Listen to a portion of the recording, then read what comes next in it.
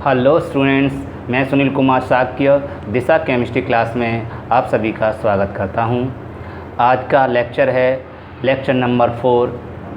Lesson का नाम है, चैप्टर का नाम है ठोस अवस्था, सॉलिड स्टेट। जो आपकी स्क्रीन पर आप देख पा रहे हैं, solid state chapter number 1, lecture number 4। आज चौथा लेक्चर आपको देने जा रहे हैं। इससे पिछले वीडियो में 3 लेक्चर आपको दे चुके हैं। ठीक है, आज का टॉपिक विशेष महत्व रखता है आईआईटी नीट और आईआईटी वाले स्टूडेंट के लिए। ठीक है, यूपी बोर्ड में भी इसमें से एक क्वेश्चन आ चुका है, इसलिए हम ये कराने जा रहे हैं। आपका है टॉपिक क्रिस्टल जालकों के प्रकार, types of crystal lattice.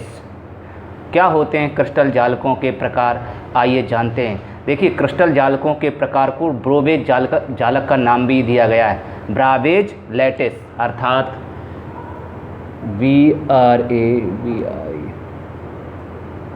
Bravais lattice भी कहते हैं। ठीक है, इसको ब्रावे लैटिस भी बोलते हैं, ब्रावे जालक, या ब्रोवेज भी बोलते हैं, ब्रोवेज जालक भी बोलते हैं। इसके दो नाम है, या ब्रावे जालक बोल दो, या ब्रावे जालक, या ब्रोवेज लैटिस। ठीक है, एक ही बात होती है। ये क्रिस्टल जालकों के प्रकार में आता है। तो टाइप्स ऑफ क्रिस्टल जालक आज के टॉपिक में है, क्रिस्टल जालकों के प्रकार। तो देखिए, क्रिस्टल जालकों के प्रकार क्या होते हैं, एक हम आपको टेबल के माध्यम से आपको समझा रहे हैं। ठीक है, लेकिन ये क्रिस्टल जालकों के प्रकार को निरूपित किसने किया? ब्रोवेज ने। ठीक है, इसलिए हम बात करते हैं, ये कब किया? 1848 ईस्वी में। ब्रोवेज ने क्या कहा कि जो क्रिस्टल होते हैं, उन क्रिस्टल से रिलेटेड कई प्रकार के एकक कोष्ठकाएँ होती हैं। देखा है आपने, इससे पिछले वीडियो में आपने 4 प्रकार की एकक कोष्ठकाएँ देखी। वास्तव में देखें तो 2 प्रकार की एकक कोष्ठकाएँ होती हैं। उनके अंतर्गत आपने देखा था तो टोटल मिलकर 4 प्रकार की एकक कोष्ठकाएँ हुई थी। एकक कोष्ठकाएँ यूनिट सेल कहलाती हैं। यूनिट सेल की आपको डेफिनेशन पहले ही बता चुका हूँ। ठीक है, लेकिन अब वो यूनिट सेल आपस में मिलकर कई टाइप्स के क्रिस्टल का निर्माण करती हैं, कई टाइप्स के क्रिस्टल जालक बनाती हैं। उसका अध्ययन हम करेंगे। तो बात करते हैं किसने किया, इन्होंने ये जो अध्ययन किया वो किसने किया? ब्रावेज ने। तो इसकी डेफिनेशन कैसे रहेगी, सुनिए कि ब्रावेज ने सन 1848 ईस्वी में 7 क्रिस्टल निकायों से संबंधित, कितने? 7 क्रिस्टल निकायों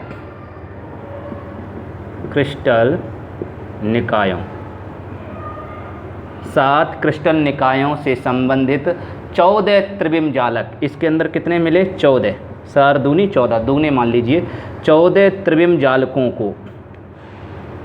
ठीक है, किसको? 14 त्रिविम जालकों को क्रमबद्ध तरीके से व्यक्त किया, प्रस्तुत किया। ठीक है, और एक नया जालक बनाया। तब इन सभी 14 त्रिविम जालकों को ही ब्रोवेज नाम दिया, उन्हीं के नाम पर पड़ा ये नाम। तो इन 14 त्रिविम जालकों को ब्रोवेज नाम दिया गया, ब्रोवेज जालक कहते हैं। क्लियर? तो ये ब्रोवेज जालक बना कैसे? 7 क्रिस्टल निकायों का एक समूह है ब्रोवेज जालक। क्लियर? तो देखिए, वो 7 क्रिस्टल निकाय आपको समझा रहे हैं, इसलिए इसमें से एक क्वेश्चन आता है। तो देखिए किस टाइप से आता है 7 क्रिस्टल निकाय। हम आपको एक टेबल के माध्यम से आपको समझा दे रहे हैं। अभी आपको टेबल थोड़ा सा समझा देंगे, वही टेबल आप बना लेना, आपको बनी हुई मिल जाएगी। ठीक है, पहला है, देखिए ऊपर रहेगा विभिन्न क्रिस्टल निकायों के प्रकार। विभिन्न क्रिस्टल निकायों के प्रकार। ठीक है, टाइप्स ऑफ क्रिस्टल लैटिस। ठीक है, या टाइप्स ऑफ क्रिस्टल निकाय को सिस्टम भी बोलते हैं, क्रिस्टल सिस्टम। ठीक है, टाइप्स ऑफ क्रिस्टल सिस्टम बोल सकते हैं।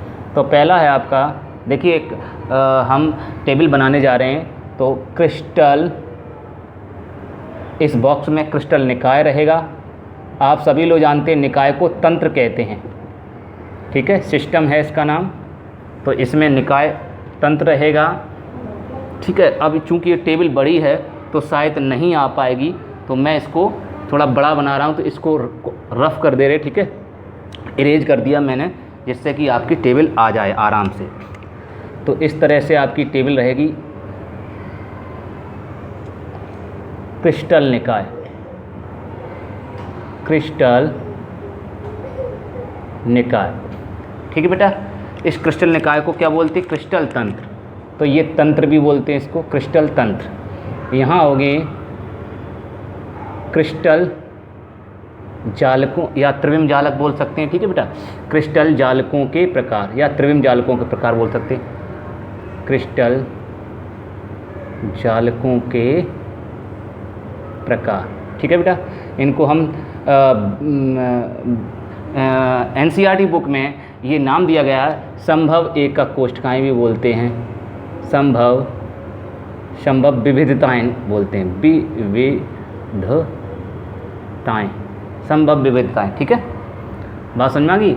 इसी को हम एकक कोष्ठकाएँ बोल सकते हैं, एकक कोष्ठकाएँ क्या बोल सकते हैं? एकक कोष्ठिकाएँ। तो कितनी एकक कोष्ठिकाएँ होती हैं, ठीक है। इस तरह से आपकी एक टेबल बनती जाएगी। ये आप चिंता ना करो, ये जो दिखाई अगर आपको स्पष्ट नहीं दिखाई दे रहा है इस पर क्या लिखाई दे रहा है, तो आपको अभी हम बनी हुई टेबल आपको दे देंगे, ठीक है, परेशान मत होइए, आपको समझा दे रहे। उसके बाद है आपका इन त्रिविम जालकों की संख्या या एकक कोष्ठिकाओं की संख्या, एकक कोष्ठिकाओं की संख्या। एकक कोष्ठिकाओं की संख्या के बाद आपका है अक्षीय दूरियां, अक्षीय दूरियां। अक्षीय दूरियों के बाद आपकी है अक्षीय कोण, ठीक है बेटा, अक्षीय कोण। अक्षीय कोण के बाद आते हैं उदाहरण, उदाहरण, ठीक है। ये टेबल, ये स्टूडेंट को ये टेबल याद करने में दिक्कत आती है, इसलिए मैं इसकी थोड़ी ट्रिक बताने जा रहा हूँ, ज़रा समझने के प्रयास करेंगे। तो आपने देखा ये आपकी एकक जालक हैं। इसके क्रिस्टल निकाय के अंदर कितने जालक होते हैं? तो पहले क्रिस्टल निकाय होते कौन कौन से? 7 क्रिस्टल निकाय आपको बताए थे। तो 7 क्रिस्टल निकाय कौन कौन से होते हैं? ठीक है, पहला है आपको एक, सबसे पहला आपका क्यूबिक क्रिस्टल, ठीक है, इसको घनीय क्रिस्टल बोलते हैं, ठीक है। दूसरा आपका है टेट्राहीड्रल, टेट्राहीड्रल क्रिस्टल, इसको बोलते हैं चतुष्कोणीय, चतुष्कोणीय, ठीक है। तीसरा आपका है क्यूब टेट्रा ऑर्थोरोहम्बिक, ऑर्थोरोहम्बिक क्रिस्टल, ठीक है। इसको ऑर्थो, इसको चतुर्भुजी बोल सकते हैं। मोनोक्लिनिक, मोनोक्लिनिक, ठीक है। आप सोच रहे सर इसके हिंदी नाम क्यों नहीं लिख रहे? अभी टेबल बनी हुई मिल जाएगी, उसमें हिंदी के नाम मिल जाएंगे, परेशान हो। लेकिन इंग्लिश के वर्ड में याद करोगे तो टेक्निक अच्छी सूट करेगी और आपको समझ में आ जाएगा। तो ट्राइक्लिनिक आपका छठवां है आपका हेक्सागोनल, और सातवां है ट्राइगोनल। ट्राइगोनल को बेटा एक और नाम दिया गया रोहम्बिक बोलते हैं। क्या बोलते हैं? यहाँ थोड़ा रोहम्बिक, RHOM, रोहम्बोहीड्रल बोलते हैं। रोहम्बोहीड्रल क्या नाम है? रोमोहीड्रल या रोहम्बोहीड्रल, रोमोबेल से पढ़ते हैं, रोमोहीड्रल, ठीक है। क्लियर हुआ? ये आपके क्रिस्टल हैं, इन क्रिस्टलों के ये नाम हैं। अच्छा, अब क्रिस्टल जालक इसमें कितने होते हैं? क्रिस्टल जालक को क्या बोलते हैं बेटा?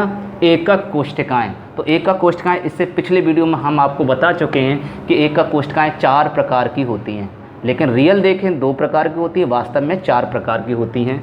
तो देखें, कौन कौन सी होती हैं आप जानते हैं। सबसे पहली एकक कोष्ठिका आप जानते हैं आद्य एकक कोष्ठिका होती है। कौन सी होती है? आद्य। तो इसके अंदर क्यूबिक क्रिस्टल के अंदर 3 एकक कोष्ठिकाएँ होती हैं। आद्य को कहते हैं सरल, क्या बोलते हैं बेटा? सरल एकक कोष्ठिका। और दूसरी होती है आपकी अंतः केंद्रित एकक कोष्ठिका। पूरा नाम, हम यहाँ पूरा नाम नहीं लिख रहे, इतना समझ लीजिए, अंतः केंद्रित एकक कोष्ठिका। एक और होती है इसके अंदर, तीसरी और होती है फलक केंद्रित। क्या होती है? फलक केंद्रित एकक कोष्ठिका। ठीक है, ये आप लोग उतारें, इसको नोट ना करें क्योंकि ये अभी आपको थोड़ा सब्र करें, आपको ये पूरा लिखा हुआ मिल जाएगा, तब उसमें से नोट कर लेना। आपको पहले समझना है कि ये टेबल हमने दोबारा से क्यों बनाई, क्योंकि आपको समझ में नहीं आती, इसलिए हमने आपको बनाई है। टेट्राहीड्रल चतुष इसमें 4 होंगी। क्यू माने घन, घन में 3 भुजाएं होती हैं, तो मान लीजिए 3 एकक कोष्ठिकाएँ होती हैं। इसमें टेट्रा में 4 होती है, तो मान लीजिए 4। वैसे ये ट्रिक नहीं है, लेकिन मान लीजिए। तो 4 कौन कौन सी होती हैं आपको हमने ये बताइए। क्रम से एकक कोष्ठिकाएँ लिखाई थी। क्रम क्या था? पहली एकक कोष्ठिका का क्रम क्या? पहली एकक कोष्ठिका कौन सी थी आपकी? सरल घनी एकक कोष्ठिका। दूसरी क्या थी? अंतः केंद्रित एकक कोष्ठिका। तीसरी क्या थी? फलक केंद्रित। और चौथी क्या था? अंत्य।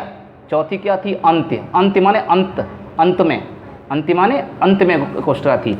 तो इसमें चारों एकक कोष्ठिकाएँ आएंगी। कौन कौन सी आ जाएगी? सरल को अभी बताया, आद्य एकक कोष्ठिका बोलते हैं। दूसरी क्या आ जाएगी? अंतः केंद्रित। अंतः केंद्रित, इसको काय केंद्र भी बोलते हैं। क्या बोलते हैं? काय केंद्रित एकक कोष्ठिका। और तीसरी आपकी आ जाएगी फलक केंद्रित, फलक केंद्रित एकक कोष्ठिका। और चौथी आपके आ जाएगी इसकी अंत्य। क्या आ जाएगा बेटा?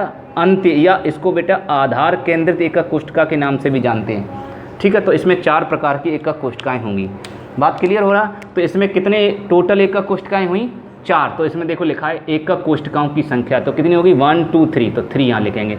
इसमें कितनी होगी? 1 2 3 4, तो इसमें 4 लिखेंगे। क्लियर? अच्छा, इन एकक कोष्ठिकाओं मैंने बोला क्रिस्टल जालक बोल सकते हैं, ये क्रिस्टल जालक हैं। ठीक है, और इनको क्रिस्टल जालकों को मैंने बोला त्रिविम जालक भी बोलते हैं, त्रिविम जालकों के प्रकार भी बोल सकते हैं। अब आता है ऑर्थोरोम्बिक। तो ऑर्थोरोम्बिक में कौन कौन सी होती हैं? ठीक है, ये एक होती है सरल, यहाँ थोड़े ग्रीन से ही लिखें तो अच्छा समझ में आएगा। पहली होती है सरल, ठीक है बेटा। और दूसरी होती है, देखिए ऑर्थोरोम्बिक में पहली होती है सरल और दूसरी होती है अंत्य केंद्रित। क्या होती है बेटा? अंत्य, ये लास्ट वाली होती है। अब आपको कहोगे सर लास्ट वाली क्या? सुनिए मेरी बात समझना, क्रम से मैं बता रहा हूँ। ये ऐसे, इसको अगर याद ना करके ये कौन कौन सी होंगी, तो ये मैं एक कोड वर्ड बता रहा हूँ, कोड नंबर याद कर लीजिए। कोड नंबर क्या है? 3, हाँ सॉरी बेटा, इसमें आपकी 2 होती हैं, इसमें आपकी 2 होती है, मैंने गलत लिख दिया, देखिए ये ध्यान रखना। इसमें केवल 2 ही होती हैं। कौन कौन सी होती हैं? सरल और अंत्य, केवल 2 ही होती हैं। ये कोड वर्ड याद कर लीजिए, कोड वर्ड 3 2 4 2, ठीक है, 1 1 और 1। ये ट्रिक याद कर लीजिए, कोड है, या मोबाइल नंबर इसको याद कर लीजिए 32421111, अर्थात 32421111, 32421111, अर्थात 32424111, या 32421111, या 32424111, ऐसे याद कर लीजिए। तो इसका मतलब इससे पता लगा 3 है तो इसमें 3, 1 2 3, इसमें 2 हैं तो 1 2, पहले वाली 2 1 और 2, शुरुआत से एक क्रम से चलेंगे तो 1 2, तो अंत्य आ गया। अब इसमें 4 है तो 4 चारों आएंगी, इसमें चारों आएंगी इसमें। अब आ गया समझ में? हाँ, इस ट्रिक से याद कर लीजिए, ठीक है। यहाँ भूल सकते हो, जैसे अभी हम भूल गए, ऐसे याद रखना। तो सरल, दूसरी है आपकी सरल के बाद अंतः केंद्रित या काय केंद्रित बोलते हैं इसको, तीसरी आपकी फलक केंद्रित, और चौथी आपकी अभी बताया आधार या अंत्य केंद्रित या आधार केंद्रित। इसकी 4 एकक कोष्ठिकाएँ बेटा। इसमें कितनी होती हैं? 2। मोनो में कितनी होंगी? 2 होंगी। कौन कौन सी होंगी? क्योंकि 2 लिखी हुई हैं, 2 कौन सी होंगी? एक होगी सरल, इसी को याद करने में दिक्कत। दूसरा होता है अंतः पहला सरल दूसरा अंत्य, लेकिन अब ये दूसरी बार अंत्य, एक बार अंत्य आ चुका है, अब दूसरा अंत्य ये वाला अंत्य ना होकर लास्ट वाला अंत्य वाला अंत्य होता है। ये थोड़ा ध्यान रखना, यहीं बच्चा कन्फ्यूजन हो जाता है। ये लास्ट वाला अंत्य होता है, तो अंत्य इसमें लास्ट वाली एकक कोष्ठिका अर्थात आधार केंद्रित एकक कोष्ठिका पाई जाती है। ठीक है, आधार केंद्रित एकक कोष्ठिका और सरल एकक कोष्ठिका पाई जाती है। इसमें है एक है, देखिए एक लिखा है तो इसमें एक ही होगी, एक का नाम सरल, पहला नंबर सरल। इसमें भी एक है तो इसमें भी एक होगी, इसका भी नाम सरल। इसमें भी बेटा एक है तो इसका नाम भी सरल एकक कोष्ठिका होगी। ठीक है, यही बच्चों को याद करने में प्रॉब्लम खड़ी होती है कि सर कैसे याद करेंगे, तो ऐसे याद रखेंगे। कैसे याद रखेंगे सभी लोग? Code word 3 2 4 2 1 1 1, 3 2 4 2 1 1 1, clear? अर्थात 32 42 111, इसको ध्यान रखेंगे। ठीक है, अब आपको एक और समस्या आ गई होगी। ठीक है, एक समस्या और आ गई, सर इसको कैसे याद करेंगे, इनके नाम कैसे याद करेंगे? तो ट्रिक इसकी भी है। कैसे? क्यूब टेट्रा, ऐसे याद रख लीजिए, क्यूब टेट्रा ऑर्थोमोना ट्राई हेक्सा ट्राई। क्या याद रखेंगे? क्यूब टेट्रा ऑर्थोमोना, ठीक है, ट्राई हेक्सा ट्राई। कौन सा याद रखेंगे? अब यहाँ लिख नहीं सकते, आप समझ लेना। क्यूब मतलब क्यूबिक क्रिस्टल, टेट्रा मतलब tetrahedral, cube tetra ortho, ortho माने ऑर्थोरोम्बिक, ऑर्थोमोना, मोना माने मोनोक्लिनिक, सही है। ट्राई हेक्सा ट्राई, तो ट्राई माने ट्राई क्लिनिक, हेक्सा माने हेक्सागोनल और ट्राई माने ट्राईगोनल। एक ही ट्राई क्लिनिक है, ये ट्राईगोनल है। ठीक है बेटा, इसको त्रिकोणीय बोलते हैं। क्या बोलते हैं? त्रिकोणीय, या रोमोहीड्रल भी बोलते हैं इसको, रोमोहीड्रल भी बोलते हैं, इसका नाम है त्रिकोणीय। क्लियर?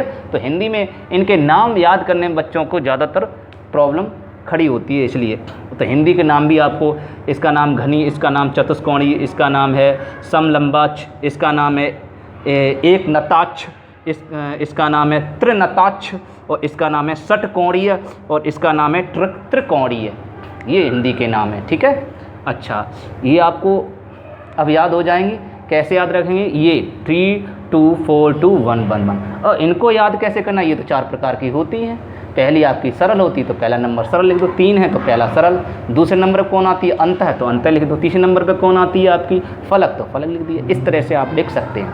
अब बात आती है अच्छी दूरियों की। तो अच्छी दूरियाँ, अब ये अच्छी दूरियाँ क्या होती है? एक नई समस्या। तो अच्छी दूरियां के लिए हम आपको एक चित्र बना दे रहे हैं, थोड़ा सा समझ लेना। फिर जैसे ये आपने देखा, हमने पिछली वीडियो आपको बता चुके हैं, आपका जो एकक कोष्ठिकाएँ होती हैं वो कैसे होती हैं? रूम के आकार की, कमरे के आकार की।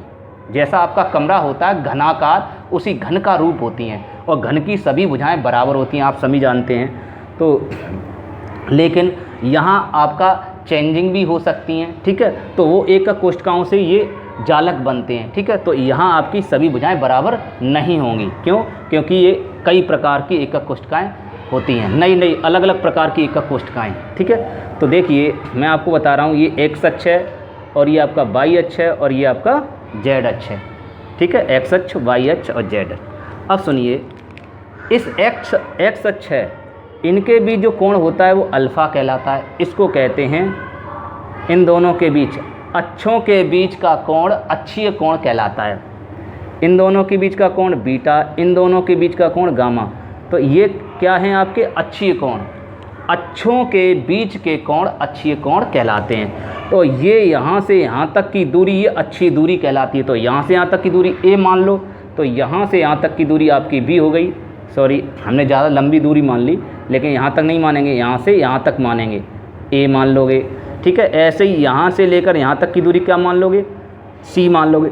यहाँ से लेकर यहाँ तक की दूरी क्या मानोगे? बी। तो यहाँ से यहाँ तक की दूरी बी। अब छोटा चित्र बनाया इसलिए दिक्कत हो रही है, और यहाँ से यहाँ तक की दूरी आप सी मान लेना। इसका मतलब यहाँ से लेकर यहाँ तक की दूरी आपकी क्या हो गई? ए, और यहाँ से लेकर यहाँ तक की दूरी आपकी क्या हो गई? बी, और यहाँ से लेकर यहाँ तक की दूरी आपकी क्या हो गई? सी। ये आपकी अक्षीय दूरियाँ कहलाती हैं। आपको समझ में आ गया? तो अच्छी दूरियाँ 3 होती हैं। तो इसलिए अब इसको आप लिखते जाइए। कैसे लिखेंगे? कौन कौन सी? ए, बी और सी। लिया? अब इन दोनों में संबंध क्या, इन तीनों में संबंध क्या होता है, अभी एट दिस टाइम बराबर लगाते जाइए, ठीक है। ए बराबर बी बराबर सी, क्योंकि ये भी याद करने में दिक्कत आती है बच्चों को। ए बराबर बी बराबर सी, ए बराबर बी बराबर बराबर सी, ए बराबर बी बराबर सी, और आपका लास्ट है ए बराबर बी बराबर सी। ठीक है बेटा, यहाँ तक कोई प्रॉब्लम? अब इसमें क्या है, इसको कैसे याद करेंगे, तो सुनिए, जो घनीय क्रिस्टल होगा उसमें ये तीनों बराबर होंगी, अर्थात घन किसे कहते हैं, जिसकी तीनों भुजाएं बराबर हों, अर्थात ए भी, बी भी और सी तीनों भुजाएं बराबर भुजाएं हों, उसको घन कहते हैं। आप लोग मैथ में पढ़ चुके हैं, मैथ में आप ये जानते हैं, जिसकी तीनों भुजाएं बराबर होती हैं उसको घन कहते हैं, तो ये इसीलिए नाम घनीय रखा गया। अब आता है चतुष्कोणीय, ठीक है, अर्थात टेट्राहीड्रल। तो टेट्राहीड्रल में क्या होता है, सुनिए, ये बराबर होगा तो इसका लास्ट वाला भी बराबर होगा। ये ट्रिक है, ये याद करने में प्रॉब्लम होती है, तो ये ध्यान ऐसे रखेंगे, ये बराबर तो लास्ट वाला बराबर। सही है बेटा, ये बराबर ए बराबर बी बराबर सी, तो इसका भी ए बराबर बी बराबर सी। क्लियर? अच्छा, दूसरा ए बराबर बी डज नॉट सी, इसका इधर वाला मतलब पीछे से क्रॉस करते जाएंगे। कैसे? ए बराबर बी बराबर सी, अब पीछे से चलेंगे, अब बी क्रॉस, अब इधर से क्रॉस कर दिया, फिर अगले वाले में ये भी क्रॉस कर देंगे, ये वाला भी, ठीक है। अगले वाले में इधर, अब इधर तो है नहीं, सो इधर क्रॉस करोगे। क्लियर? तो ए बराबर B does not equal to C, जैसे ऊपर किया वैसे ही आपको नीचे करना पड़ेगा। ए बराबर B does not equal to C, मतलब ए बी बराबर हैं लेकिन बी सी के बराबर नहीं है। हो गया? अच्छा, उसके बाद ये तीनों बराबर हो गए, ये पीछे से कट गया, अब इसको भी काट दो, अर्थात ये तो कटा ही है पहले से, ये तो पहले से कटा हुआ है, अब इसमें और काट दीजिए, अर्थात ना ए बराबर है बी के, ना ही बी बराबर है सी के, कोई बराबर नहीं। अर्थात जब इसको ले लिया, इसी प्रकार अब नीचे को ले लो। ठीक है बेटा, ऐसे ही आ रहा समझ में? क्या किया, ये जैसा है वैसा ही नीचे वाला आएगा, ये जैसा है वैसा ही नीचे वाला आएगा, ये जैसा है वैसा ही नीचे वाला आएगा। अब बचा कौन? अब बचा अकेला, तो अकेला बचा, अब कटने के लिए कोई है नहीं दूसरा, तो कटने के लिए नहीं, तो इसको सबको ही काट दो। इसका मतलब ये इसके बराबर, ये इसका मतलब तीनों कोण, ये तीनों के मान बराबर होते हैं, ऐसे याद कर सकते हैं। अब बात आती है अक्षीय कोण कैसे याद करते हैं। ठीक है, तो अक्षीय कोण को मान लीजिए अभी अल्फ़ा बराबर बीटा बराबर गामा। ठीक है बेटा, अक्षीय कोण ये कितने होते हैं? 90 डिग्री के। अक्षीय कोण क्या होते हैं? 90 डिग्री। देखिए 90 डिग्री क्यों है, ये देखिए, ये जो कोण होते हैं ऐसे होते हैं, देखिए ये आपको दिखाई दे रहा है, देखिए 90 डिग्री का कोण बन रहा है ऐसे ऐसे, और ये वाला जो नीचे है ऐसे नहीं है, गलत, ऐसे है, इस टाइप से। ठीक है, थोड़ा बन नहीं पा रहा है, ऐसे। ओके बेटा, आप लोग देखो सारे 90 डिग्री के हैं, देखिए ये भी 90 डिग्री, सारे 90 डिग्री हैं। क्लियर? आप कहीं से भी देख लिए 90 डिग्री आपको मिलेंगे। ठीक है, तो आप देख रहे हैं 90 डिग्री हैं, तो इसलिए ये जिसके तीनों कोण 90 डिग्री हों वो आपका घनीय क्रिस्टल निकाय होगा। ये आपके बोर्ड एग्ज़ाम में ऑब्जेक्टिव में एक क्वेश्चन आया था कि बताइए निम्न में से घनीय क्रिस्टल निकाय कौन सा है, या घनीय क्रिस्टल निकाय के लिए कौन सी परिस्थितियाँ उत्तरदायी हैं। तो ऑप्शन थे उसमें ए बराबर बी बराबर सी, ये भी था A does not B does not C, ये भी था ए डज नॉट ए बराबर बी डज नॉट सी, और एक इनमें से कोई नहीं। तो आपको ये अगर टेबल याद होगी तो आप इनमें से बता पाओगे कि ए बराबर घन तो वो होता है जिसकी तीनों भुजाएं बराबर होती हैं, उसे घनीय क्रिस्टल निकाय कहते हैं। बात समझ में आ गई? हाँ, ऐसे भी ये नहीं आया लेकिन ये भी आ सकता है बाई चांस, है ना। तो इसलिए तीनों कोण भी बराबर होंगे, वो भी 90 डिग्री। इसमें भी अल्फ़ा बराबर बीटा बराबर गामा, ये भी 90 डिग्री होता है। इसमें भी अल्फ़ा बराबर बीटा बराबर गामा, ये भी 90 डिग्री। तीनों लगभग 90 डिग्री होते हैं, तीनों बराबर होते हैं। अब बात करते हैं, ये हो गए तीनों बराबर। अब लास्ट वाले में, अब इसमें लास्ट वाले में अल्फ़ा बराबर बीटा बराबर गामा, अल्फ़ा बराबर बीटा बराबर गामा बराबर 90 नहीं होता, ये डज नॉट करेंगे। अल्फ़ा बराबर बीटा बराबर गामा डज नॉट 90 नहीं होता। जैसे मैंने याद किया वैसे ही आपको याद करना पड़ेगा, ये तो बेटा मजबूरी है, अब क्या करें। अच्छा, उसके बाद ये बराबर नहीं है, इसका मतलब है, मतलब गामा अल्फ़ा बीटा और गामा तो बराबर हैं लेकिन 90 नहीं है। ऐसे ही ये वाला करेंगे तो अल्फ़ा और बीटा बराबर होंगे, अब अल्फ़ा बीटा बराबर लेकिन गामा आपका बराबर नहीं होगा, ऐसे। अल्फ़ा बराबर बीटा होंगे बराबर, लेकिन गामा बराबर नहीं होगा। लेकिन गामा बराबर नहीं होगा तो कितना होगा बेटा, गामा होगा 120 डिग्री। ठीक है, गामा कितना होगा, 120 डिग्री होगा, याद रखना। ऐसे ही इसमें जो ऊपर कर दिया तो ऐसे ही लास्ट वाले को देखो, इसको छोड़ दो, इसको छोड़ दो, नीचे वाले देखो अल्फ़ा बराबर बीटा, ये दोनों बराबर होंगे सेम, और गामा बराबर नहीं होगा। जब गामा बराबर नहीं होगा तो कितना होगा, गामा आपका होता है ये गामा 120 डिग्री, यहाँ गामा 120 डिग्री लिखो।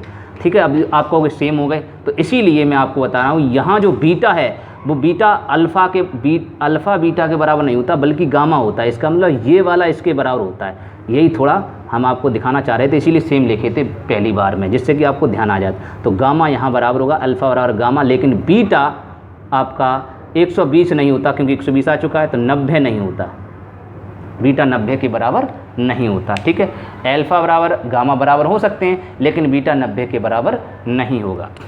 अब बचा कौन, ये बचा, तो ये हो चुका। अब बचा ये, तो ये कोई बराबर नहीं होगा, ना अल्फ़ा ना बीटा ना गामा ना 90, कोई नहीं बराबर, डज नॉट कोई बराबर ही नहीं होता। तो ऐसे इस टेबल को याद कर सकते हो, और कोई तरीका नहीं। वैसे टेबल बहुत कठिन है, इतनी आसानी से याद नहीं होती, इस ट्रिक के द्वारा ही आप याद कर पाओगे इसको। ठीक है, हाँ। अब इसके एग्जाम्पल आप उसको पढ़ लेना, एग्जाम्पल आपके लिखे हुए हैं आपकी। ठीक है, अब एग्जाम्पल आपको लिखे हुए मिल जाएंगे अभी। तो ये आपकी टेबल ऐसे याद करनी है, इस तरह से आपको टेबल पढ़नी है। आई होप आपको समझ में आ गई होगी कैसे करना। ठीक है, फिर आप लोग एक बार ट्राई करेंगे, अच्छी दुनिया कैसे करेंगे।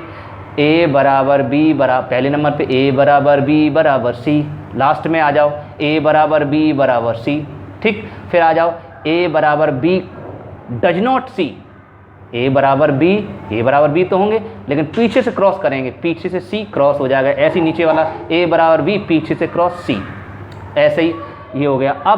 अब ना ए क्रॉस बी, क्योंकि अब पीछे से करेंगे तो सी तो क्रॉस हो चुका है, अब बी को भी क्रॉस करना है, तो ए क्रॉस बी क्रॉस सी, ऐसे ही ए क्रॉस बी क्रॉस सी। अब बीच में अच्छा कौन, ए क्रॉस बी क्रॉस सी, ऐसे ही इसको याद कर लेंगे। ठीक है, आई होप क्लियर हो गया।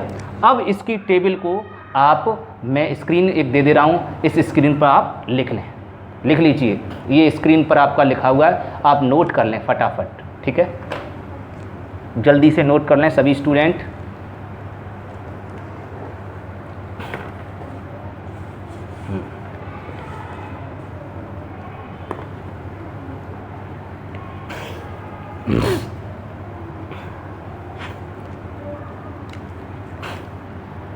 ठीक है, नोट करते जाएं, तब तक मैं इसको रफ कर दे रहे हैं। अब आपका नोट हो चुका होगा।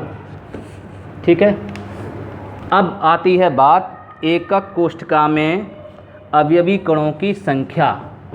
ठीक है, ज्ञात करने के नियम, एक तरह का ये है आपका टॉपिक है। नेक्स्ट टॉपिक है एकक सेल में या एकक कोष्ठका में अवयवी कणों की संख्या ज्ञात करने के नियम। ठीक है, तो अर्थात number of particles in a unit cell. तो यूनिट सेल क्या होते हैं, एक तरह के ये नियम हैं ज्ञात करने के। पहला नियम है आपका, ठीक है बेटा, एकक सेल कैसी होती है आप लोग देख लीजिए, थोड़ा समझ लें एक बार और। एकक सेल मैंने आपको बताया था घनाकार होती है इस टाइप से, ऐसी आपकी क्या होती है, यूनिट सेल होती है। क्या होती है, यूनिट सेल। इसको इकाई सेल भी कहते हैं। क्या बोलते हैं, इकाई सेल या यूनिट सेल। एक और नाम है इसके, कई नाम है, ये सब नाम सभी जानकारी जरूरी होनी चाहिए। ठीक है, यूनिट सेल भी इसको कहते हैं। ऐसी होती है यूनिट सेल।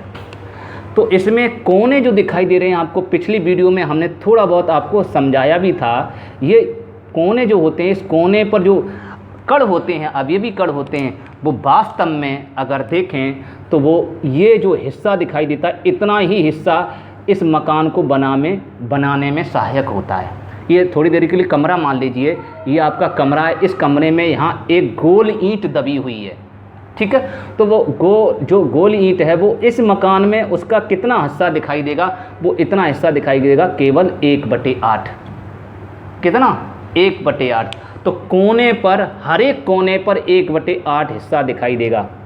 कितना दिखाई देगा, 1/8, हर एक कोने पर 1/8। ठीक है, तो इसका मतलब ये नियम बन गया कि एकक सेल में कोनों पर स्थित परमाणु का योगदान 1/8 होता है। अब आपको भी सर 1/8 कहाँ से आ गया? देखिए, एक कोने पर 8 एकक कोष्ठकाएं शेयर्ड होती हैं। शेयर्ड माने क्या होता है? जुड़ी होती हैं। मतलब एक ईंट को लेकर 8 कमरे बनाए जा सकते हैं। अब आप कहोगे सर क्यों? सर मुझे दिखाइए। देखिए, मैं प्रैक्टिकल करके आपको दिखा रहा हूँ, ठीक है? प्रैक्टिकल करके आपको दिखा रहा हूँ। मान लीजिए, आप ये मान के चलिए, ये आपकी ईंट है, ठीक है? इसको थोड़ी देर के लिए आप इसको ईंट मान लें। इस ईंट को यहाँ आप लगा लीजिए, ठीक है बेटा? इस समय ये ईंट मान लीजिए, ये ईंट है। तो इस ईंट को लेकर यहाँ ऐसे रूम खड़ा कर सकते हैं, अंडरग्राउंड। ये अंडरग्राउंड बन गया, देखिए अंडरग्राउंड है। एक बॉक्स बन गया, अर्थात नीचे एक रूम बना सकते हैं इस ईंट को लेकर। ईंट ऐसी खोद दो, खुदाई कर दो, ऐसे खोदते जाओ, इसको भी खोदते जाओ। तो इस तरह से चौकोर एक रूम बन जाएगा इस ईंट को लेकर। क्लियर?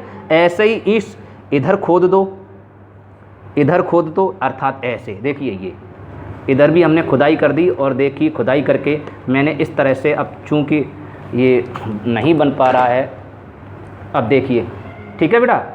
अब चलो ये मान लीजिए, दिखाई नहीं दे रहा, चलिए, हाँ, इस टाइप से आपको दिखाई दे रहे हैं। ये ईंट जो है वो कितने कमरे बना रही है? एक नीचे कमरा बन रहा है, एक इधर इसके साइड से ये कमरा बन रहा है, ऐसे ही इधर भी कमरा बन जाएगा। ऐसे बन जाएगा नहीं बन जाएगा?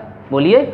देखिए, ईंट बीच में दबी हुई है, ठीक है? ऐसे ही एक कमरा और बन जाएगा, ऐसे ही ये वाला यहाँ भी एक कमरा बन जाएगा। क्लियर? तो 4 कमरे बन गए। किस एक ईंट का वो कोना ही दिखाई दे रहा है, वो 4 कमरे बने। तो इसका मतलब 4 कमरों में आ गया। अब क्या होगा? इसके ऊपर भी तो 4 बन सकते हैं, और ईंट ये पार्टिसिपेट करेगी, ठीक है? ऐसे। अब थूक ये हाथ में नहीं आ रहा, चलो अभी थोड़ा सा मान लीजिए। अभी मान लीजिए कि ये जो ईंट है आपकी, ये ईंट जो है, मतलब जो आपने ईंट यहाँ पर दबाई थी, ठीक है? उस ईंट को लेकर नीचे आपने अंडरग्राउंड में 4 कमरे बना दिए। क्लियर? अब इसी ऊपर भी इसके ऊपर भी एक कमरा बना सकते हो, ऐसे बॉक्स बना सकते हो, ऐसे देना, ऐसे इसको भी बॉक्स ऐसे बना सकते हो। इसका मतलब ये ईंट इसमें, इस कमरे ऊपर वाले कमरे में भी पार्टिसिपेट भाग ले रही है। ऐसे यहाँ भी एक कमरा बना सकते हो, ये भी पार्टिसिपेट कर रही है। ऐसे यहाँ भी एक कमरा बना सकते हो, ऐसे यहाँ भी।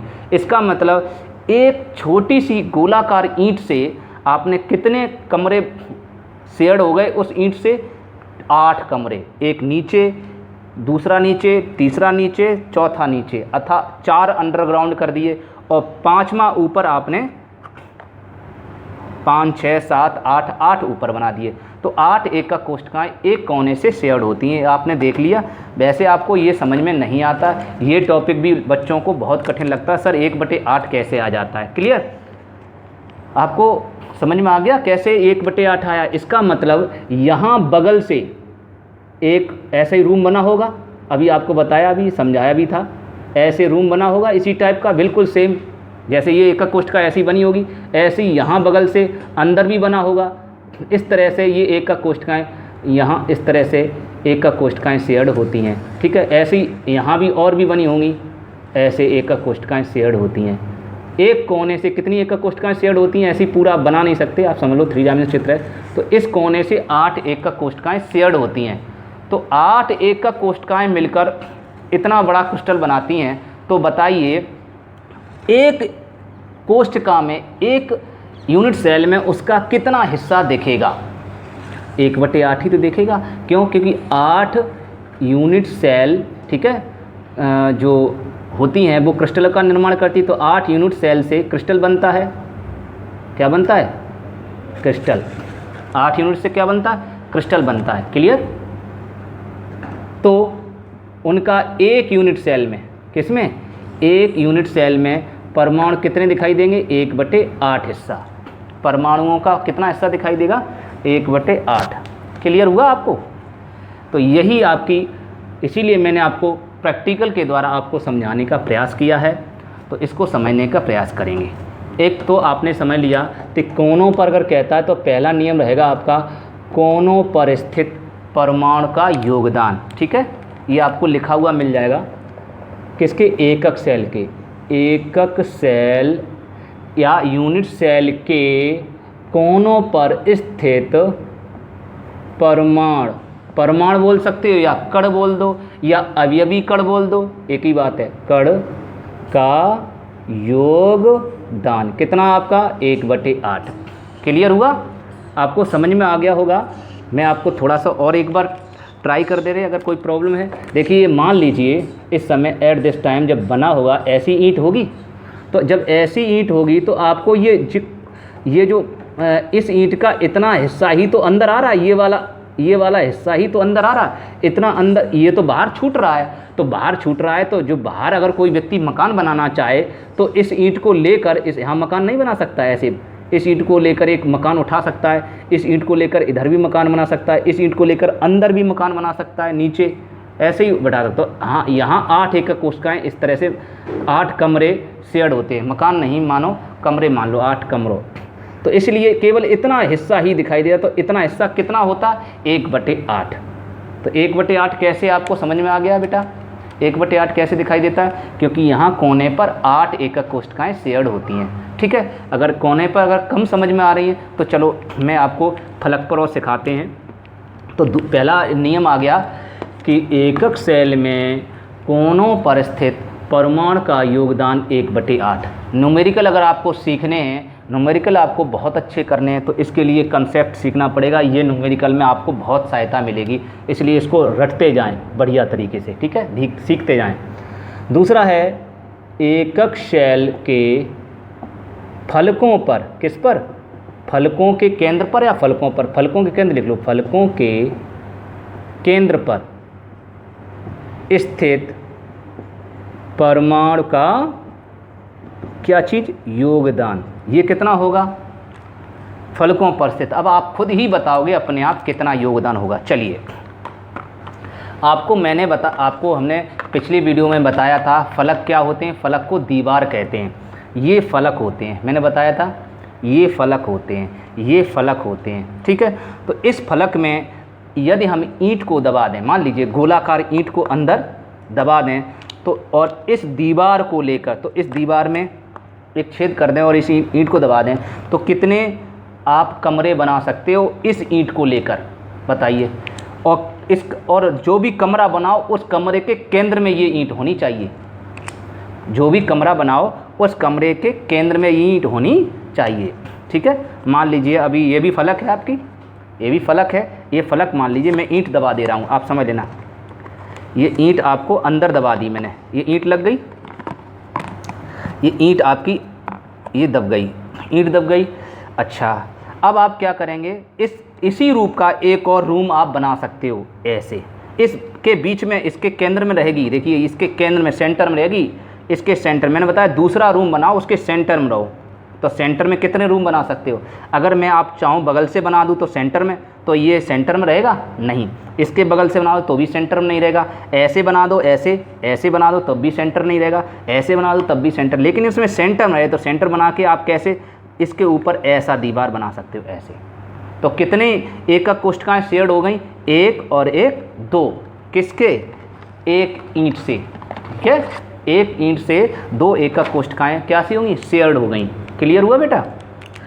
तो इसका मतलब फलक पर के केंद्र पर जो परमाणु होते हैं, ठीक है, जो परमाणु को क्या बोलते हैं, ईंट मान लीजिए थोड़ी देर के लिए, जो ईंट होती हैं, जो परमाणु होते हैं, वो 2 यूनिट सेल से शेयर्ड होते हैं। जब 2 यूनिट सेल से शेयर्ड होते हैं और फलक का केंद्र आप बताइए कहाँ होता है, ये फलक रहा, इसका केंद्र बिंदु कहाँ होगा, यही होगा। तो इस यूनिट सेल से कितनी एकक कोशिकाएं जुड़ी आपको दिखाई दी, एक तो ये खुद है, एक तो है ये, और इसी को केंद्र लेकर, तो इसी को केंद्र लेकर एक और मकान बना सकते हैं इसी टाइप से। ठीक है, इसी केंद्र यही रहेगा, ठीक है, इसका सेंटर यही रहेगा, इससे लेकर एक और मकान आप बना सकते हो, एक और कमरा आप बना सकते हो, जो सेंटर आपका यही रहेगा ऐसे। तो इसका मतलब 2 एकक कोशिकाएं जुड़ी होती हैं, तो एक यूनिट सेल में उसका कितना भाग दिखाई देगा, 1/2 भाग, आधा ही तो दिखाई देगा। क्यों बेटा, यहाँ समझ में आ रहा है, यही तो समस्या है। ये टॉपिक जो है थोड़ा ज़्यादा समझने वाला है, मतलब एक बार फिर समझ लीजिए कि जो यूनिट सेल है आपकी, ठीक है, इस समय यूनिट सेल है ये, इसमें अगर हम इसके केंद्र में एक ईंट को अंदर दबा दें, ठीक, दबा दिया, अब उस ईंट को इस दीवार के सहारे ऐसे कितने कमरे बना सकते हो?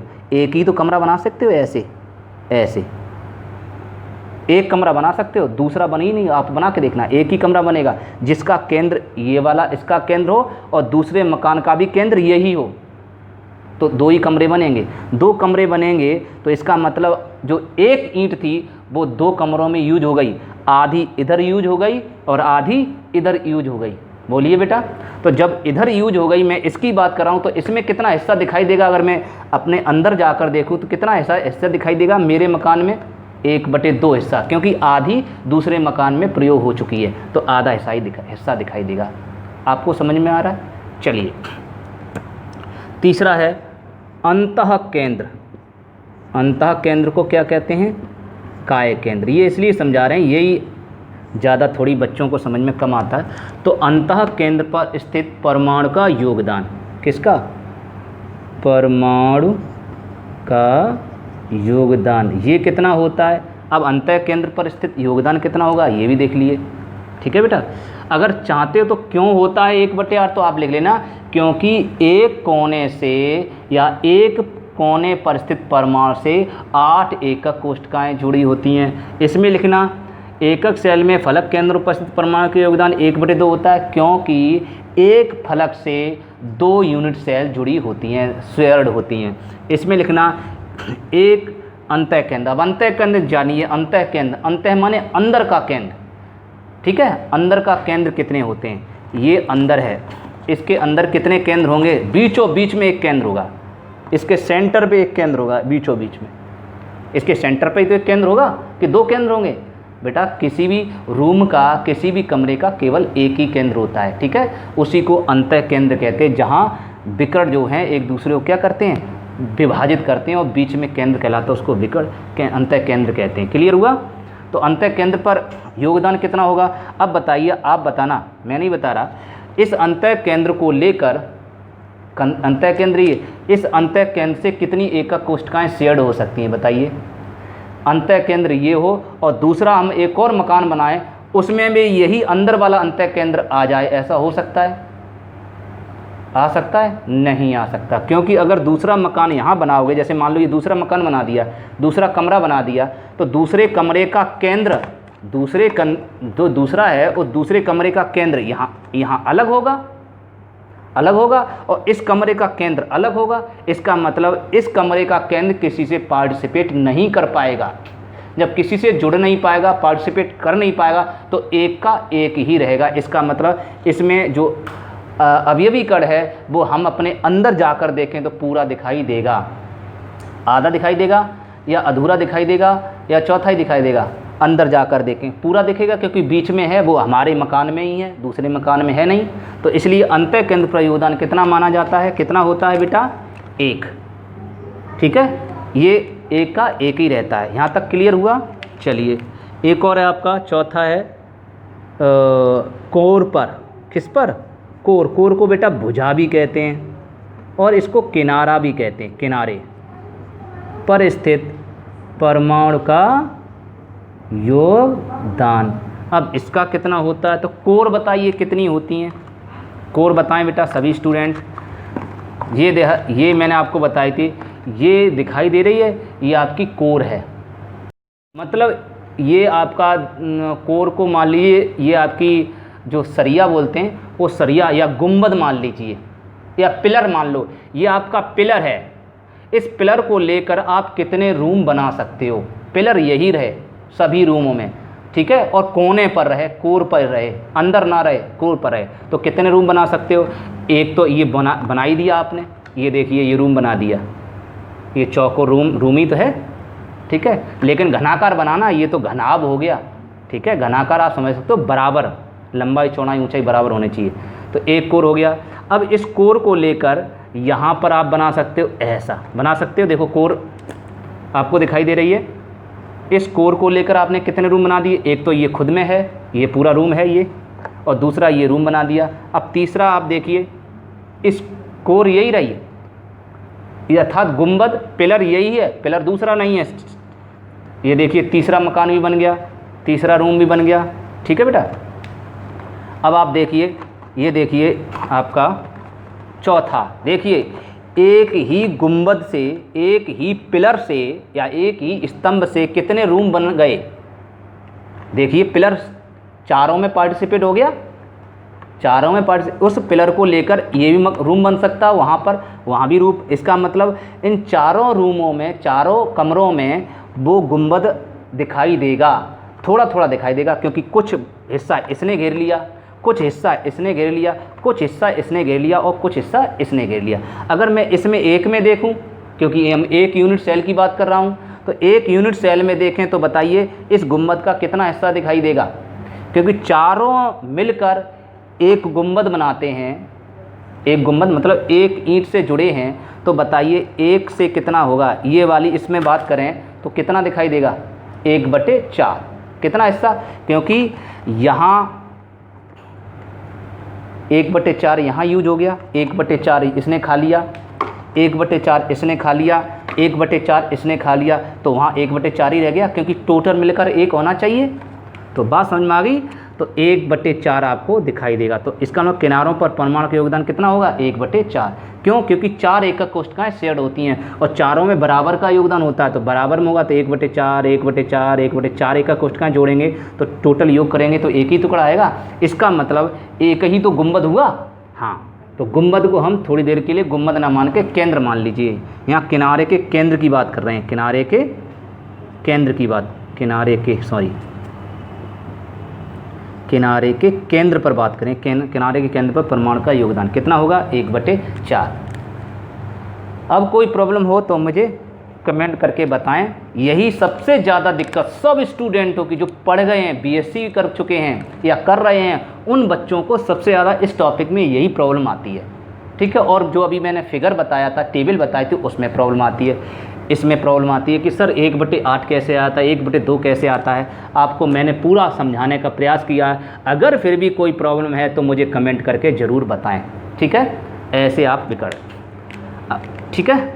अब कहता है बाई चांस, ये कहता है कि अंतः विकर्ण पर कितना होता है, तो अंतः विकर्ण कितने होते हैं बताइए।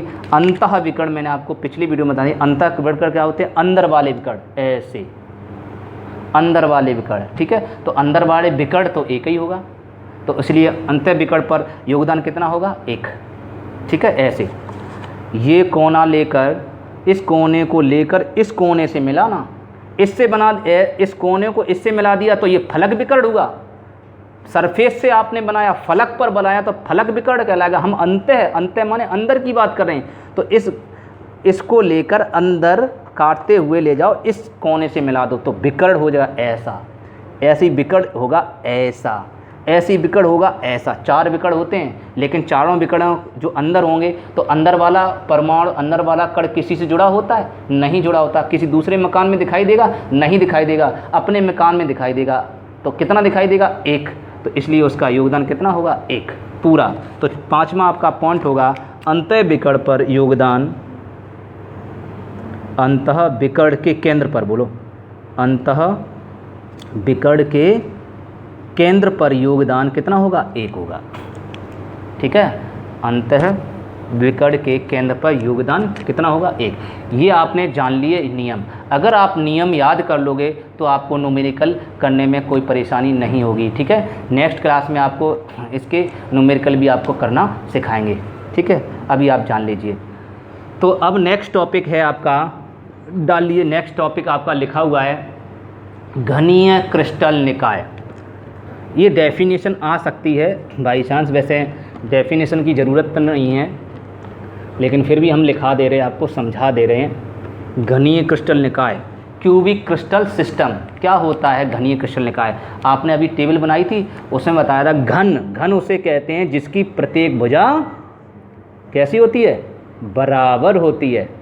घन किसे कहते हैं, ये भुजा बराबर ए, तो ये भुजा भी आपकी क्या हो, ए, ये भी भुजा क्या हो, ए, अर्थात ए तो ए है ही, और ये बी वाली है वो भी ए के बराबर हो जाए, ये सी वाली है वो भी ए के बराबर हो जाए। इसलिए इसका मतलब है कि ए बराबर बी बराबर सी, तब उसे घन कहते हैं, तभी बोलेंगे घनीय क्रिस्टल निकाय। और सुनिए, ये कोण 90 है, ये कोण 90 है, ये कोण 90 है, अर्थात अल्फ़ा बीटा और गामा 90 डिग्री हों तब उसको घनीय क्रिस्टल निकाय कहते हैं। तो इसकी डेफिनेशन क्या बोलेंगे, वह क्रिस्टल निकाय जिसके क्रिस्टलीय अक्षों की लंबाइयाँ, ये अक्ष हैं, क्रिस्टलीय अक्षों की लंबाइयाँ बराबर होती हैं और उनके अक्षीय कोण, ये अक्षीय कोण है, अक्षीय कोण भी बराबर होते हैं जो 90 डिग्री के बराबर होते हैं, उसे हम घनीय क्रिस्टल निकाय कहते हैं। नई लाइन से लिखेंगे, घनीय क्रिस्टल निकाय में 3 प्रकार की एकक कोष्ठकाएँ होती हैं। अब 3 प्रकार की एकक कोष्ठकाएँ होती हैं, कौन कौन सी होती हैं वो आप जानेंगे और वो आपके लिए बहुत बहुत वेरी मोस्ट इम्पोर्टेंट है, इसलिए उनको याद रखना पड़ेगा।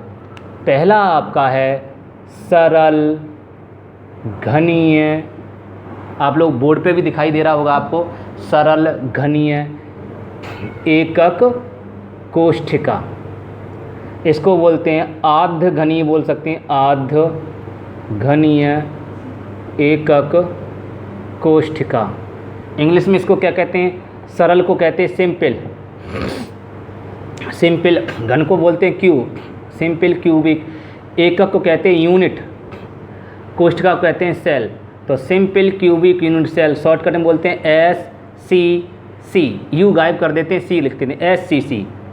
तो क्वेश्चन आ सकता है कि SCC में परमाणु संख्या कितनी होती है, ठीक है। तो SCC में परमाणु संख्या कितनी होती है मैं आपको बताता हूँ। SCC में परमाणु संख्या आपकी 1 होती है। कितनी होती है, 1। चलिए ये भी जानते हैं, अब आपको अच्छा समझ में आया क्योंकि आप नियम जान चुके हैं। सरल घनीय, आप सरल घनीय का चित्र बना लेते हैं, आप लोग जानते हैं सरल घनीय किसे कहते हैं, इसे कहते हैं। ऐसा बनता है सरल घनीय एकक सेल का फिगर, ठीक है बेटा, ये सरल घनीय एकक सेल का फिगर है। मैंने बताया था सरल घनीय एकक कोष्ठिका किसे कहते हैं। अब जो नहीं लिख पाए थे पिछली वीडियो मैंने बताया नहीं लिखाना है, आज आप लिखना चाहें तो इसकी डेफिनेशन लिख सकते हैं। क्या कि वह एकक कोष्ठिका जिसमें घन के प्रत्येक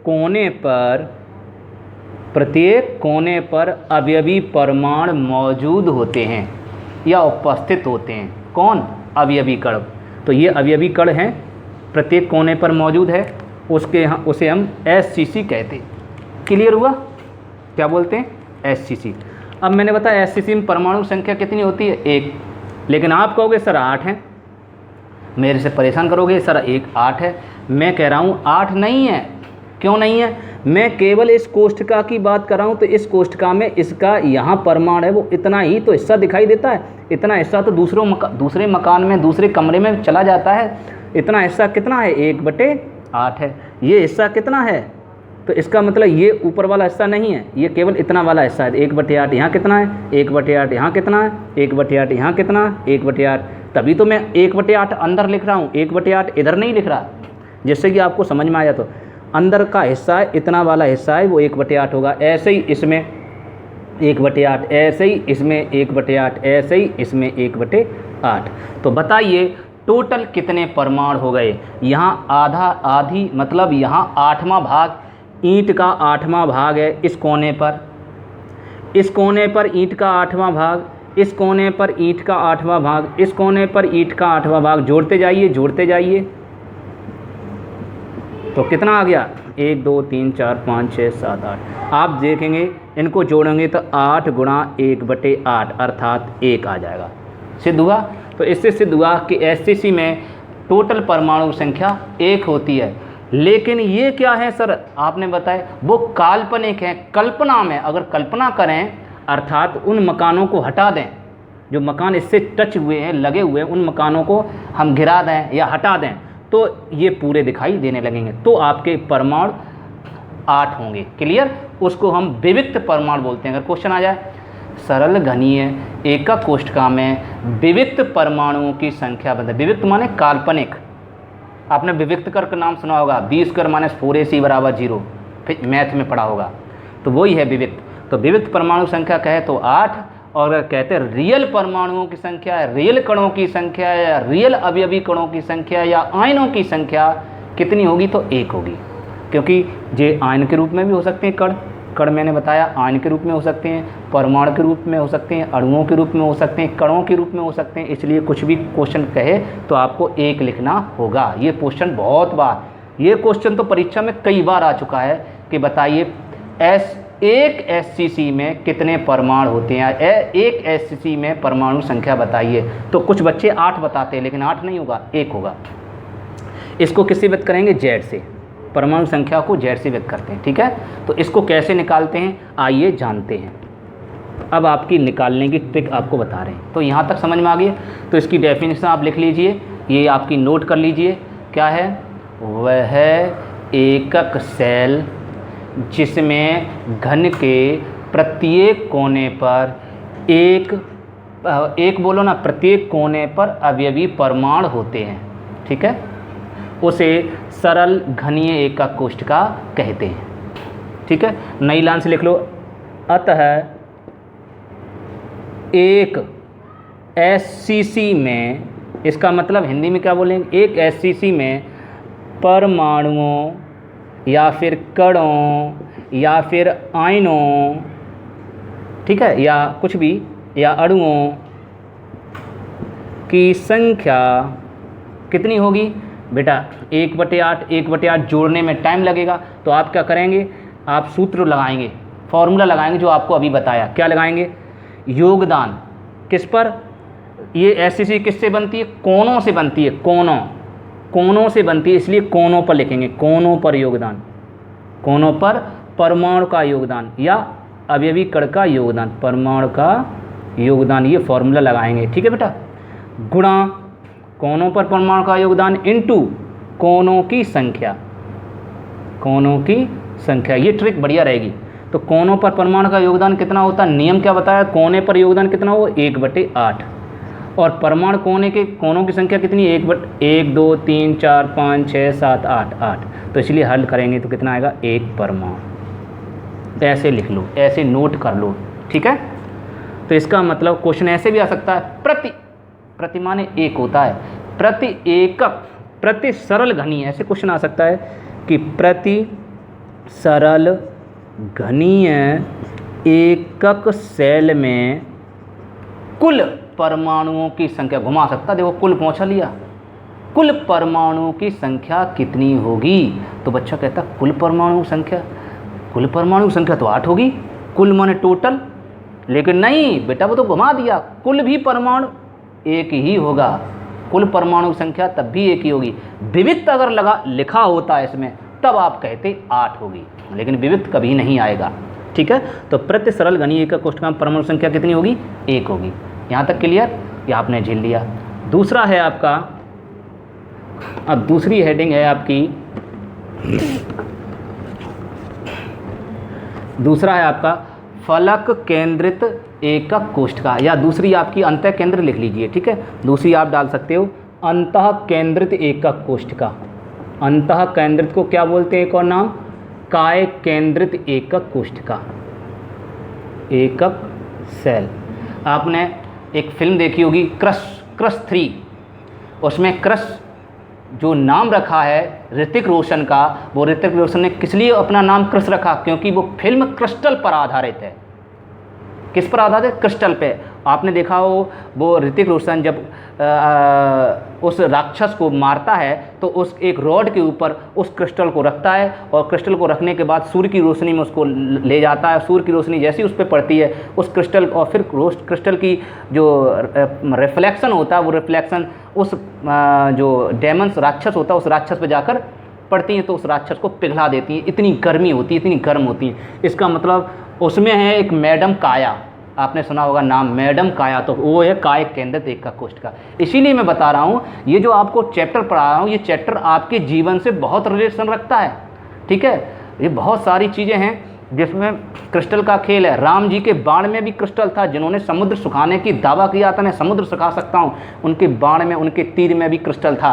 अब कौन सा क्रिस्टल था वो वैज्ञानिक अभी तक नहीं जानते, उनकी खोज करने में लगे हुए हैं। तो मैं आपको बता रहा हूँ ये क्रिस्टल होते हैं। क्लियर? तो अंतः केंद्रित या काय केंद्र एका कोशिका क्या होती है?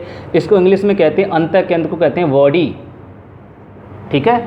और सेंटर माने केंद्र, सेंटर्ड, सॉरी, यूनिट, सीईडल सवाल। इसको शॉर्टकट में बोलें तो बी सी, यू हटा देते हैं, सी ले लेते हैं, BCC, इसको BCC बोलते हैं। तो BCC में परमाणु संख्या कितनी होती है? BCC में Z की संख्या कितनी होगी? 2 होगी। B से B फॉर 2। इसके लिए ट्रिक में क्या है? S माने 1, S माने सुपर, और सुपर कौन है? 1, सुपरस्टार एक ही होता है। ऐसे BCC, B फॉर 2। देखिए कितने नंबर पे B आ रहा है? A, आप टेबल वो वर्णमाला जानते हैं, ABCD ऐसे जानते हो, तो AB, तो B है तो कितने हो गए अक्षर, कितने वर्ड हो गए? 2, तो B के लिए Z बराबर 2, ऐसे याद कर लीजिए, ट्रिक है ये। और नहीं तो आपको समझा दे रहे, तो इसका मतलब 2 कैसे आया ये भी समझ लीजिए। बॉडी सेंटर कैसे बनता है? ऐसे ऐसे ऐसे ऐसे ऐसे ऐसे ऐसे ऐसे, ठीक है बेटा। तो ये बॉडी सेंटर आपको लिखा हुआ भी मिल गया है, आपको लिख लेना और इसको समझ लेना। तो बॉडी सेंटर कैसे है? अब बॉडी का सेंटर बनाना है भैया, तो बेटा ये कोने तो होने चाहिए, बिना कोनों से कहाँ मकान बन सकता है? तभी तो सेंटर होगा। तो आपको दीवार तो उठानी पड़ेगी, ठीक है, ये सेंटर तो तभी बनेगा। अब इसका सेंटर बनाना, मैंने आपको बताया ये कोने, ये आपको इस कोने, ये कोने तो आपको बनाने पड़ेंगे, तभी तो सेंटर आएगा। अब सेंटर आप अंदर होगा, तो इसका सेंटर कहाँ होगा? ये आपका सेंटर होगा, ऐसे तो होगा सेंटर। और मैंने बताया जो सेंटर है, अंतः केंद्र है, वो कितने से जुड़ा होता है? किसी से नहीं जुड़ा होता है, अंदर वाला। तो यहाँ तक क्लियर होगा। तो कितने एकक कोशिकाएं, कितने परमाणु होंगे? यहाँ कोने पर कितना योगदान है? यहाँ पर इतना, इधर वाला नहीं है तो इतना, कितना? 1/8। ऐसे ही इधर वाला कितना है? 1/8। ऐसे ही यहाँ कितना है? 1/8। यहाँ कितना है? 1/8। यहाँ कितना? 1/8, 1/8, 1/8, 1/8। तो कितना हो गया टोटल? 1, 1/8 प्लस 1/8 प्लस 1/8 कैसे लिखोगे? 1/8 गुणा कोने की संख्या लिख लो 8 प्लस 1 अंतः केंद्र। अंतः केंद्र तो किसी से जुड़ा ही नहीं होता, तो इसलिए 1 का 1 ही रहेगा। तो इसलिए परमाणु कितने होंगे? जो लिए आपके हो गए 1 + 1 बराबर 2 परमाणु। ऐसे आप निकालेंगे परमाणु संख्या। तो क्वेश्चन आ जाए, बताइए body centred cubic unit cell में क्या बोल दें? बॉडी सेंटर्ड क्यूबिक, घनी और हो सकता है, इसका नाम घनी है तो इसलिए क्यूबिक बोल सकते हैं। बॉडी सेंटर्ड, इधर लिख दीजिए, body centred cubic unit cell में कुल परमाणुओं की संख्या कितनी होती है? तो आप क्या कहेंगे? क्या कहेंगे?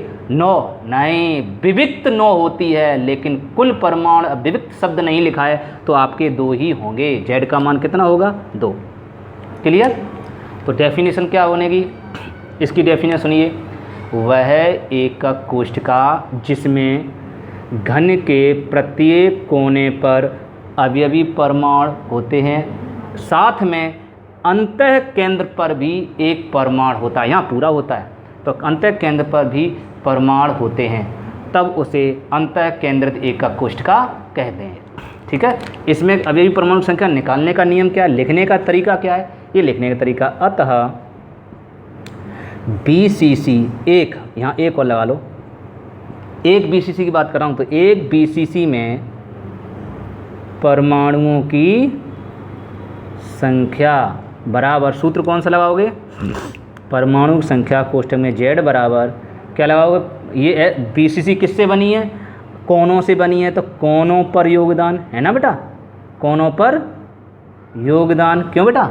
इनटू कोनों की संख्या, कोनों की संख्या, ठीक है बेटा, प्लस फिर किससे बनी? अंतः केंद्र, तो आप कहेंगे अंतः केंद्र पर योगदान, अंतः केंद्र पर क्या योगदान, जो नियम है वही लगेगा, योगदान इनटू अंतः केंद्र की संख्या, अंतः केंद्र की संख्या। तो इतना बड़ा किताबों में नहीं लिखा है, ये भाषा लिखने की ज़रूरत भी नहीं है। जो छात्र इस भाषा को लिखना चाहे लिखे, ना लिखना चाहे ना लिखे, बस ऐसे डायरेक्ट कर सकता है कि कोनों की संख्या कितनी है? कोनों पर योगदान कितना है? 1/8। संख्या कितनी है? 8। प्लस और अंतः केंद्र कितना है 1, अंतः केंद्र पर योगदान 1 होता है, आप नियम जान चुके हो। और अंतः केंद्र की संख्या कितनी होती है, संख्या भी 1 ही होती है। तो हल करेंगे कितना आएगा 1 + 1 = 2। इसलिए आपको ये थ्योरी लिखने की ज़रूरत नहीं है, आपको अगर सीख गए हो तो यहाँ तक समझ में आ गया। अब लास्ट है आपका फलक केंद्रित एकक कोष्ठिका। क्या है, face centred cubic unit cell.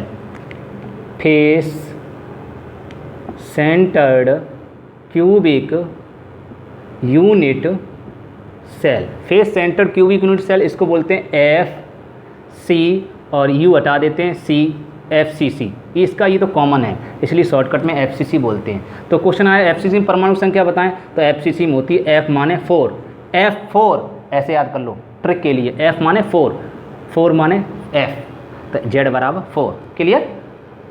अब देखिए कैसे होती है FCC, कैसे बनती है। ये आपको कोने तो बनाने पड़ेंगे, कोनों में कोई परिवर्तन नहीं, बिना कोने के आपके ये कोने आपको बनाने पड़ेंगे। अब FCC क्या होती है, फलक। तो फलक के केंद्र, ये फलक है, ये भी आपका फलक है, दीवार होती है। इस फलक के केंद्र पर एक परमाणु, इस फलक के केंद्र पर एक परमाणु, कितने हो गए 2। इस फलक के केंद्र पर एक परमाणु, कितने हो गए 3। इस फलक के केंद्र पर एक परमाणु 4। इस फलक के केंद्र पर एक परमाणु 5। इस फलक के केंद्र पर परमाणु 6। क्योंकि 6 फलक होते तो उनके सबके केंद्र पर एक एक परमाणु होगा।